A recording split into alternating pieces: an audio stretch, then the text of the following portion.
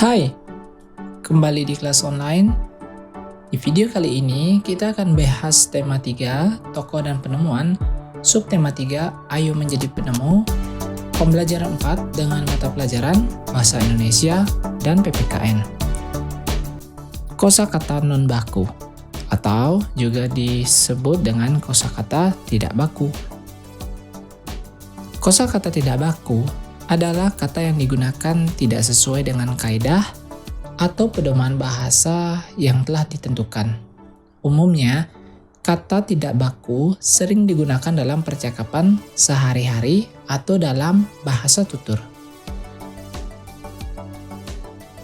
Mari kita baca teks berikut ini. Lampu lalu lintas. Kita semua pasti sudah mengenal lampu lalu lintas. Kita sering melihat lampu lalu lintas di perempatan atau persimpangan jalan. Lampu lalu lintas terdiri dari 3 warna, yaitu merah, kuning, dan hijau. Tahukah kamu siapa yang nemuin lampu lalu lintas? Ia adalah Gareth Augustus Morgan, seorang warga Amerika berkulit hitam yang peduli dengan keselamatan orang lain. Morgan terpanggil untuk menciptakan sistem lampu lalu lintas setelah melihat terjadinya kecelakaan antara mobil dengan kereta kuda. Ia nggak ingin kejadian itu terus berulang. Hingga saat ini, penemuan Morgan sangat bermanfaat untuk mengatur lalu lintas dan menyelamatkan pengguna jalan dari kecelakaan. Dari teks tadi, ayo temukan kosakata non baku pada teks tersebut. Buatlah sebuah tabel seperti ini. Tulislah kata-kata non baku yang kalian temukan pada tabel kata non baku. Kemudian, perbaikilah kosakata non baku yang tadi di kolom yang berikutnya. Silakan ambil buku dan buatlah tabel ini. Jika sudah, silakan pause video ini dan kemudian carilah kosakata tidak baku pada teks ini. Oke, silakan pause video ini. Oke, jika sudah, mari kita lihat apakah kalian berhasil menemukan kosakata non baku pada teks rambu lalu lintas.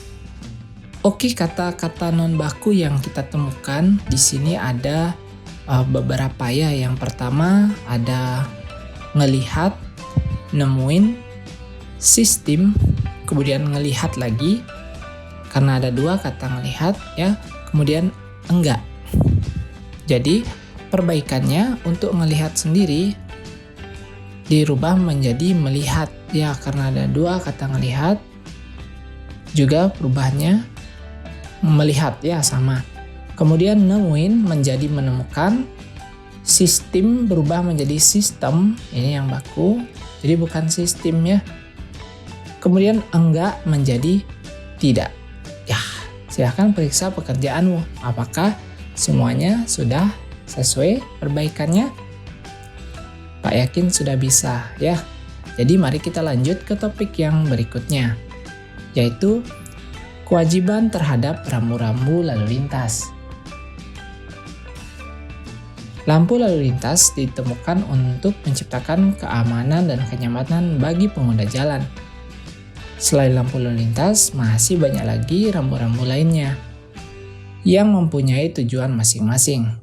Setiap warga negara mempunyai kewajiban untuk mematuhi rambu-rambu lalu lintas tersebut agar hak orang lain untuk mendapatkan keamanan dan kenyamanan terjamin. Sebagai warga negara yang baik, kita memiliki kewajiban untuk mentaati peraturan di jalan raya. Rambu-rambu lalu lintas berfungsi sebagai peringatan, larangan, perintah, dan petunjuk bagi para pemakai jalan agar terhindar dari kecelakaan jalan raya. Jadi, apa saja kewajiban kita untuk mentaati rambu-rambu lalu lintas? Yang pertama, memakai helm saat mengendarai sepeda motor. Jika anak-anak belum boleh mengendarai sepeda motor, Anak-anak misalkan berboncengan, jadi tetap anak-anak harus menggunakan helm untuk keselamatan anak-anak sendiri. Yang kedua, mematuhi aturan lalu lintas. Ini contoh seperti berhenti ketika lampu merah. Yang ketiga, tidak semena-mena menggunakan jalan.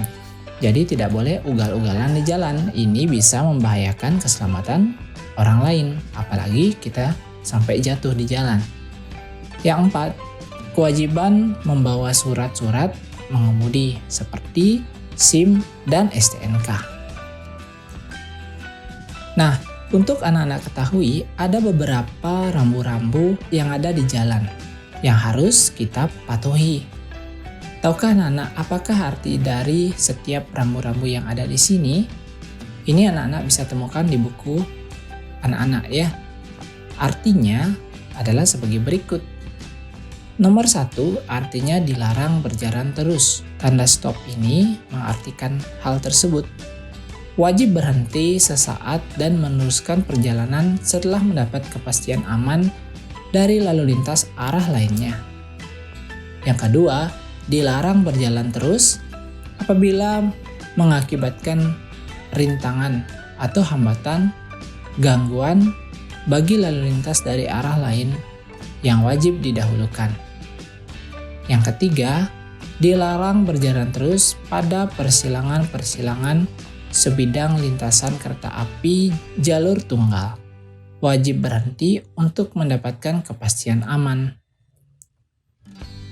Kemudian yang keempat, larangan masuk bagi kendaraan bermotor roda 2. Yang kelima, rambu petunjuk jurusan yang menyatakan arah pada gambar menunjukkan arah Cibitung.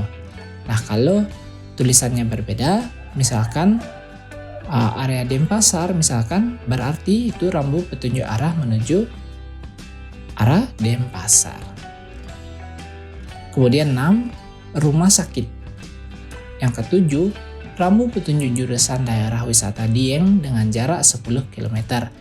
Nah, kalau ini rambu petunjuk jurusan daerah pariwisata, bisa berubah-ubah namanya sesuai dengan daerah wisatanya.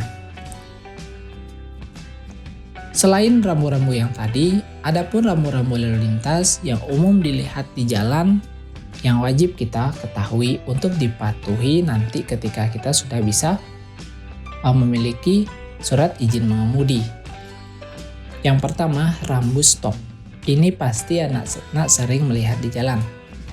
Rambu ini sendiri memiliki fungsi untuk memberhentikan sekaligus melarang pengemudi kendaraan bermotor untuk melewati jalan tersebut. Hanya saja seringkali masyarakat mengabaikan rambu tersebut sehingga berakhir pada terjadinya kecelakaan yang tak bisa dihindari.